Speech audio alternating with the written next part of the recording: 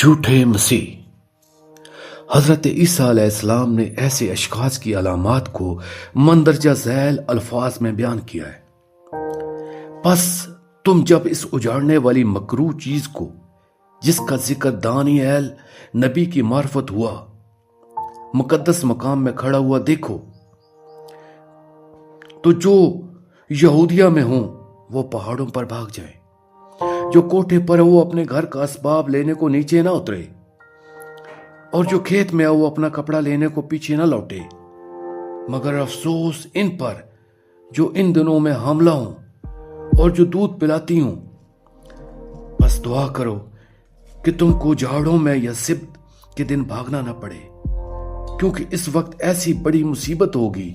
کہ دنیا کے شروع سے نہ اب تک ہوئی نہ کبھی ہوگی۔ اگر وہ دن گھٹائے نہ جاتے تو کوئی بشر نہ بچتا، مگر برگزیدوں کی خاطر وہ دن گھٹائے جائیں گے۔ جب لوگوں نے حضرت عیسیٰ علیہ السلام سے عرض کیا کہ وہ یہ بتائیں کہ کب یہ باتیں واقع ہوں گی اور ان کی علامات کیا ہوں گی، تو انہوں نے جواب دیا۔ یسوع نے جواب میں ان سے کہا، خبردار کوئی تم کو گمراہ نہ کر دے، کیونکہ بہتیرے میرے نام سے آئیں گے اور کہیں گے میں مسیح ہوں، اور بہت سے لوگوں کو گمراہ کریں گے، اور بہت سے جھوٹے نبی اٹھ کھڑے ہوں گے اور بہتوروں کو گمراہ کریں گے، اور بے دینی کے بڑھ جانے سے بہتوروں کی محبت ٹھنڈی پڑ جائے گی، مگر جو آخر تک برداشت کرے گا وہ نجات پائے گا۔ اس وقت اگر کوئی تم سے کہے کہ دیکھو مسیح یہاں ہے یا وہاں ہے، تو یقین نہ کرنا،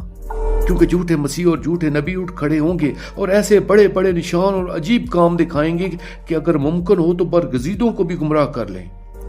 دیکھو میں نے پہلے ہی تم سے کہہ دیا ہے، بس اگر وہ تم سے کہیں کہ دیکھو وہ بیابان میں ہے تو باہر نہ جانا، یا دیکھو وہ کوٹریوں میں ہے تو یقین نہ کرنا، کیونکہ جیسے بجلی پورب سے کون کر پچھم تک دکھائی دیتی ہے، ویسے ہی ابن آدم کا آنا ہوگا۔